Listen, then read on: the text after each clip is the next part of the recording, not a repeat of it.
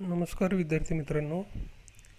आज आपण पुन्हा एकदा फोर्स अँड प्रेशर या प्रकरणामधली जी काही एक्झरसाइज आपल्याला दिलेली आहे पान नंबर 22वरती, तर त्या पान नंबर 22वरची जी काही उदाहरणं आपल्याला एक्झाम्पल सोडवायला दिलेली आहेत, ती उदाहरणं आपण आज पाहणार आहोत.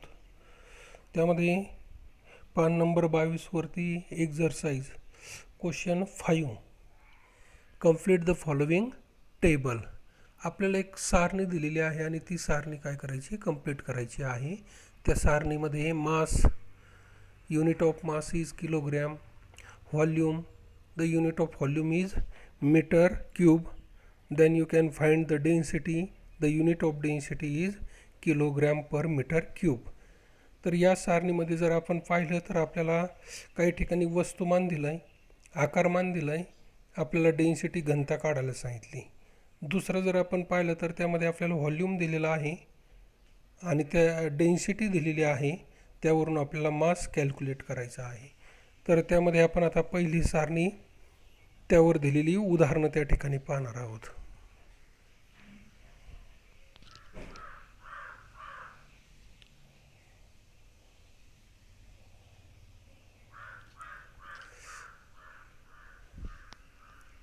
पहा, आता या ठिकाणी आपल्याला सारणी दिसते. त्यामध्ये first you have to calculate the density. The formula of density is equal to mass upon volume. मग या पहिल्या उदाहरणामध्ये आपल्याला काय केलेलं आहे, मास दिलेला आहे. then we have to write here density is equal to mass you have to given 350 upon volume you have to give 175, and when you have to calculate it, the value of density is equal to 2 kilogram per meter cube. Now in second you have to give the volume 190 and you can give also density 4. Now here you have to calculate in second mass. Now the formula is same, density is equal to mass upon volume. You have to give one density is 4. You have to calculate mass, 4 is equal to mass upon 190. Then mass is equal to 4 into 190.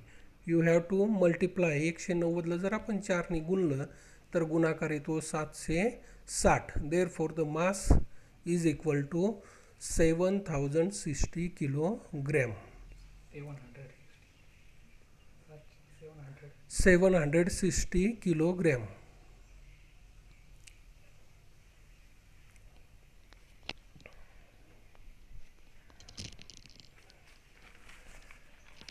Second table. In second table you have to given the density of metal, धातूची घनता. The unit of density of metal is kilogram per meter cube. Second, density of water, पाण्याची घनता. The unit of density of water is kilogram per meter cube, and you have to find the relative density, सापेक्ष घनता आपल्याला या ठिकाणी काढायची आहे. तर त्यामध्ये आपल्याला सुरुवातीला first you have to find density of metal. You have to given density of water and relative density. Now first, the formula of relative density is equal to density of metals upon density of water. Now relative density you have to given 5 equal to, we can find the density of metal, you have to write as it is upon density of water is 10 raised to 3. Now you have to calculate this, then we can find the density of metal is equal to 5 into 10 raised to 3. This is the first column. Now in second column you ask the relative density. दुसऱ्या column मध्ये आपल्याला सापेक्ष घनता विचारलेली आहे. मग ही सापेक्ष घनता काढण्यासाठी आपल्याला डेन्सिटी ऑफ मेटल दिलेली आहे, डेन्सिटी ऑफ वॉटर दिलेली आहे. The density we can use the formula as it is, relative density is equal to density of metal upon density of water equal to density of metal is 8.5 into 10 raised to 3 upon 10 raised to 3.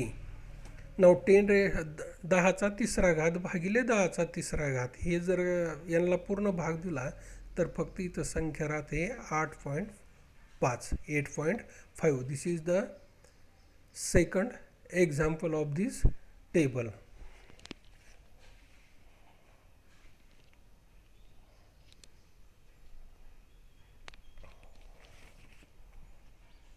Now in table 3 you can give weight.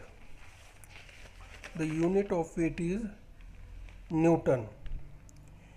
Area, the unit of area is meter square क्षेत्रफळ. And last column pressure, दाब, the unit of pressure is Newton per meter square. Here also we have to given some values and find other. Now in first we have to give area, pressure, and we have to calculate weight. The formula of pressure is equal to weight upon area.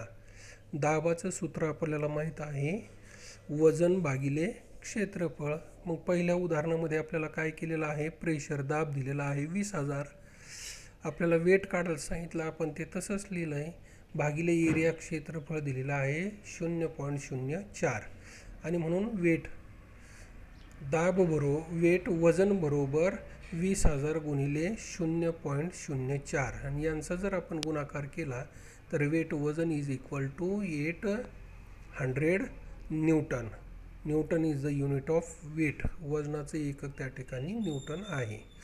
In second row we have to given weight, we have also given area and find pressure.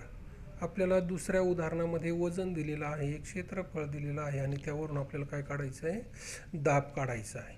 we can also use same formula, pressure is equal to weight upon area. दाब बरोबर वजन भागिले क्षेत्रफळ. therefore pressure is equal to 1500 upon 500 आणि याला जर आपण संक्षिप्त रूप जर दिलं तर त्याचं उत्तर येत आहे 800.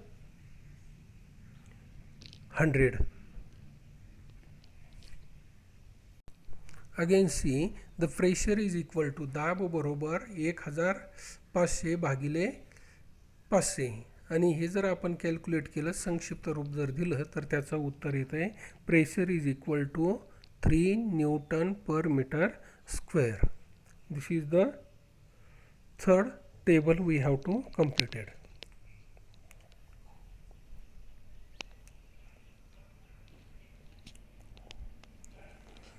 Now question 6, example 6, page number 22. The density of a metal is 10.8 into 10 raised to 3 kilogram per meter cube. Find the relative density of the metal. एका धातूची घनता 10.8 गुणिले 10⁻³ किलोग्रॅम पर मीटर क्यूब असेल तर त्या धातूची सापेक्ष घनता काढा. तर या ठिकाणी आपल्याला काही दिलेली माहिती आहे, data. You have to given data. Density of a metal is equal to, उदाहरणामध्ये आपल्याला धातूची घनता दिलेली आहे 10.8 गुणिले 10⁻³ किलोग्रॅम पर मीटर क्यूब. त्यानंतर आपल्याला डेन्सिटी ऑफ वॉटर, पाण्याची घनता दिलेली आहे 10⁻³ गुणिले किलोग्रॅम पर मीटर क्यूब आणि we can find the relative density of the metal. यावरून आपल्याला त्या ठिकाणी सापेक्ष घनता त्या काढायची आहे. The formula of relative density of a substance, दिलेल्या पदार्थाची सापेक्ष घनता बरोबर density of the substance upon density of water. Now we have to put the value of a given equal to 10.8 गुणिले 10⁻³ भागिले 10⁻³ आणि हे जर आपण त्या ठिकाणी त्याला संक्षिप्त रूप दिलं तर उत्तर येतं आहे 10.8. Hence the relative density of the metal is equal to 10.8. The relative density of the metal is equal to 10.8.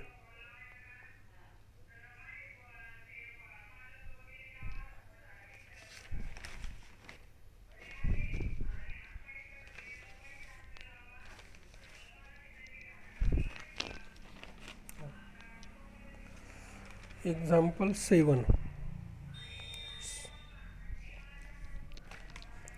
Volume of an object is 20 centimeter cube and the mass in 50 gram. Density of water is 1 gram per centimeter cube. Will the object float on water or sink in water? एका वस्तूचे आकारमान 20 centimetre cube व वस्तुमान 50 gram आहे. पाण्याची घनता 1 gram centimetre पर cube, तर ती वस्तू पाण्यावर तरंगेल की बुडेल? Now here the density of object, पदार्थाची घनता बरोबर मास अपॉन व्हॉल्यूम, वस्तुमान भागिले आकारमान, equal to mass 50 gram upon volume 20 centimetre cube. आणि हे जर आपण त्या ठिकाणी सोडवलं, संक्षिप्त रूप दिलं, then the density of object is equal to 2.5 gram per centimetre cube. We are also know that, आपल्याला माहीत आहे density of water is equal to 1 gram per centimetre cube. Therefore दिलेल्या पदार्थाची डेन्सिटी जर आपण पाहिली, रिलेटिव्ह डेन्सिटी जर आपण पाहिली, तर ती पाण्याच्या घनतेपेक्षा जास्त आहे. The density of object is greater than the density of water.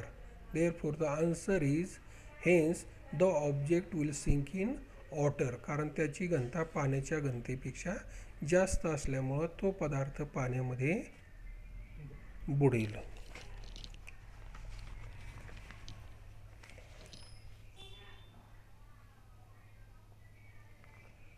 Now last example we have to solve here. Example 8. The volume of a plastic covered sealed box is 350 centimeter and the box has a mass 500 gram. Will the box float on water or sink in water? What will be the mass of water displaced by the box? एका 500 gram वस्तुमानाच्या plastic आवरणाने बंद केलेल्या खोक्याचे आकारमान 350 centimetre cube इतके आहे. पाण्याची घनता 1 ग्रॅम पर सेंटीमीटर घन असेल तर खोके पाण्यावर तरंगेल की बुडेल? हा एक प्रश्न आपल्याला विचारला आहे. आणि त्यामध्ये दुसरा प्रश्न विचारला आहे, खोक्याने बाजू सारलेल्या पाण्याचे वस्तुमान किती असेल? तर असे 2 प्रश्न आपल्याला या ठिकाणी विचारलेले आहेत. त्यामधलं पहिलं आपण पाहू की त्या खोकं पाण्यामध्ये बुडेल किंवा तरंगेल. तर density of box is equal to mass upon volume, बरोबर मास वस्तुमान आपल्याला दिलेलं आहे 500 ग्रॅम भागिले त्याचं आकारमान व्हॉल्यूम आहे 350. मग 500 भागिले 350 याला जर आपण संक्षिप्त रूप दिलं तर ते येते 10/7 gram per centimetre cube. It is greater than that of water. हे जे काही दिलेलं आपण आत्ता डेन्सिटी ऑफ बॉक्स काढलं, हे त्या पाण्याच्या घनतेपेक्षा जास्त आहे. Hence the box will sink in water. त्यामुळं ते काय होणार आहे, पाण्यामध्ये बुडणार आहे. दुसरा प्रश्न आपल्याला यामध्ये विचारलेला आहे की त्या खोक्याने बाजू सारलेल्या पाण्याचे वस्तुमान किती असणार? What will be the mass of water displaced by the box? Now the volume of the water displaced by the box is equal to the volume of the box. आता त्या दिलेल्या खोक्याचं आकारमान हे आहे 350 centimetre. Now the density is equal to mass upon volume. Then we have to calculate mass. Mass is equal to density into volume. Density is 1 gram per centimetre cube multiplied by volume of the box is 350 centimeter. You have to calculate this. Then the mass of the box is equal to 350 gram. Therefore the answer is the mass of water displaced by the box is equal to 350 gram. म्हणजे तो पदार्थ खोक्याने बाजूला सारलेल्या पाण्याचे वस्तुमान 350 gram इतके असेल. तर ही दिलेली जी काही उदाहरणं आहेत, ही उदाहरणं आपण व्यवस्थित काळजीपूर्वक त्या ठिकाणी सोडवा. पुस्तकामध्ये सुद्धा आपल्याला काही उदाहरणं सोडून दिलेली आहेत, ती पण उदाहरणं आपण काळजीपूर्वक पहा. ही उदाहरणं सोडवताना आपल्याला लागणारी जी काही फॉर्म्युले असतील, सूत्र आहेत, ती सूत्र पाठ करा. त्याचबरोबर त्या दिलेल्या सूत्रामध्ये जे काही राशी आहेत, मग त्यामध्ये प्रेशर असेल, फोर्स असेल, एरिया असेल, त्याचबरोबर ती रिलेटिव्ह डेन्सिटी असेल, सापेक्ष घनता असेल, यांची सूत्र, त्याचबरोबर त्यांची असणारी युनिट एककं ही अतिशय महत्त्वाची आहेत. आणि म्हणून आज आपण जो काही भाग पाहिला आहे, फोर्स अँड बल आणि दाब यावरची जी काही उदाहरणं आहेत, ती उदाहरणं आपण सोडवलेली आहेत. तर ही उदाहरणं घरी परत एकदा व्यवस्थित पहा आणि जर काही शंका असेल कुठल्या उदाहरणाच्या संदर्भामध्ये तर ती संबंधित शिक्षकांना विचारा.